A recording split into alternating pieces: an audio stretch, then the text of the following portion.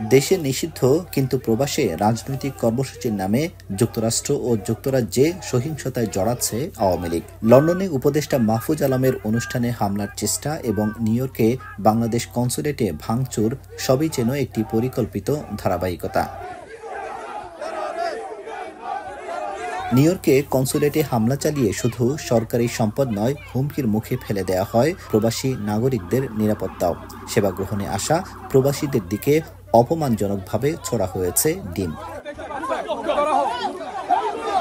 এবার জাতিসংঘ সাধারণ অধিবেশনের সময় বাংলাদেশের প্রধান উপদেষ্টার সফর ঘিরে আবারও সরব যুক্তরাষ্ট্র আওয়ামী লীগ। তাদের ঘোষণা, উপদেষ্টা যেখানে যাবেন সেখানেই বিক্ষোভ। সামাজিক যোগাযোগ মাধ্যমে ছড়িয়ে পড়া এক ভিডিওতে দেখা যায় যুক্তরাষ্ট্র আওয়ামী লীগ সভাপতি বলছেন এবার তারা আরো ভয়ঙ্কর রূপে হাজির হবেন। আমি বুঝি নির্মাণের শিল্প, সালাম স্টিল বোঝে ডিউরেবিলিটি। সালাম স্টিল, মোস্ট ডিউরেবল স্টিল। 22 তারিখ থেকে যতদিন সে মাটিতে থাকবে আমাদের রূপ হবে ভয়ঙ্কর। আমরা এবার তাকে ভয়ঙ্কর রূপ দেখাবো। আগস্টের কনসুলেটে হামলার ঘটনায় কয়েকজনকে গ্রেপ্তার করেছে যুক্তরাষ্ট্র। নিউ ইয়র্ক কনসাল জেনারেল বলেন, আইন অমান্য করলে কড়া শাস্তি হতে পারে, এমনকি দেশে ফেরত পাঠানো।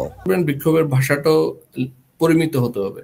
আপনারা কেউ বিদেশে যারা বাংলাদেশি প্রবাসে বাস করছেন, প্রতিবাদের যে ভাষার সীমাটা অতিক্রম করবেন না। সীমা অতিক্রম করলে আলটিমেটলি কিন্তু আপনাকে এটা পে করতে হবে।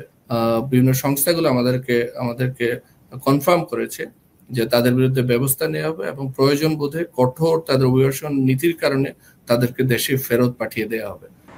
অন্যদিকে প্রধান উপদেষ্টা ও তার সফর সঙ্গীদের বিমানবন্দর থেকে শুরু করে বিভিন্ন স্থানে স্বাগত জানাতে প্রস্তুতি নিচ্ছে যুক্তরাষ্ট্র বিএনপি।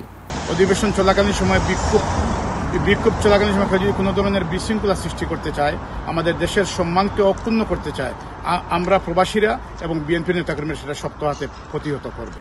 দেশে কার্যক্রম নিষিদ্ধ একটি সংগঠন বিদেশে কিভাবে এমন সংগঠিত সহিংসতা চালাতে পারে তা নিয়ে প্রশ্ন তুলেছেন প্রবাসীরা।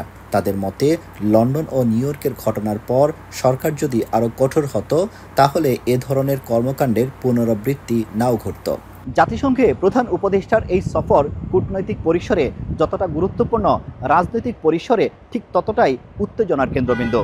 আওয়ামী লীগের সম্ভাব্য বিক্ষোভ, নিরাপত্তা ইস্যু এবং অতীত হামলার প্রেক্ষাপটে এই সফর কতটা নির্বিঘ্নে হয় সেটাই এখন দেখার বিষয়।